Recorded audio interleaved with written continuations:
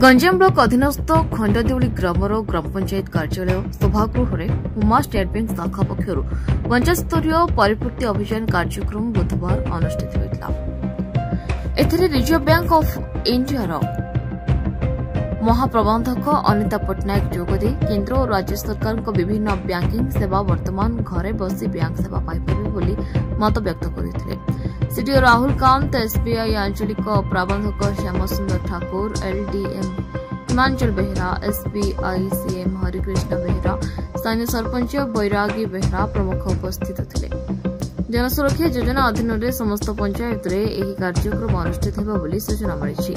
प्रधानमंत्री जन धन योजना रे खाता खोलिबा, प्रधानमंत्री सुरक्षा बीमा योजना, अटल पेंशन योजना, निष्क्रिय हो जाइतबा अकाउंट पुनः कार्यक्षम, डिजिटल धोखाबाजी इत्यादि उपरे विस्तृत भाव उपस्थित लोकों को बुझाइथिले।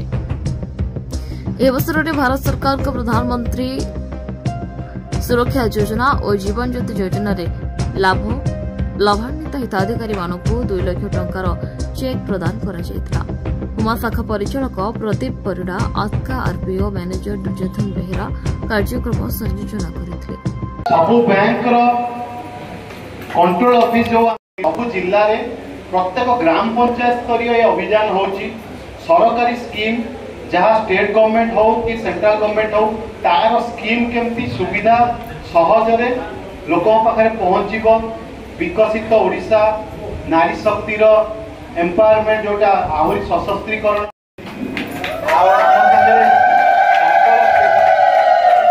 आउ जड़े चीफ मैनेजर साहब जी यही कार्यक्रम को दायित्व देखुन। FI department financial inclusion, financial literacy ये जो काम देखुन जन सार आजे निजे तो लीड बैंक ऑफिस आसी कहीं मु सब बैंक को जोड़िकी काम कर दायित्व अच्छी एवं केते जगह संभव है कहीं जिला स्तर में विभिन्न मीटिंग रहुची। गंजाम प्रदीप कुमार पंडा रिपोर्ट, न्यूज उपांत खबर।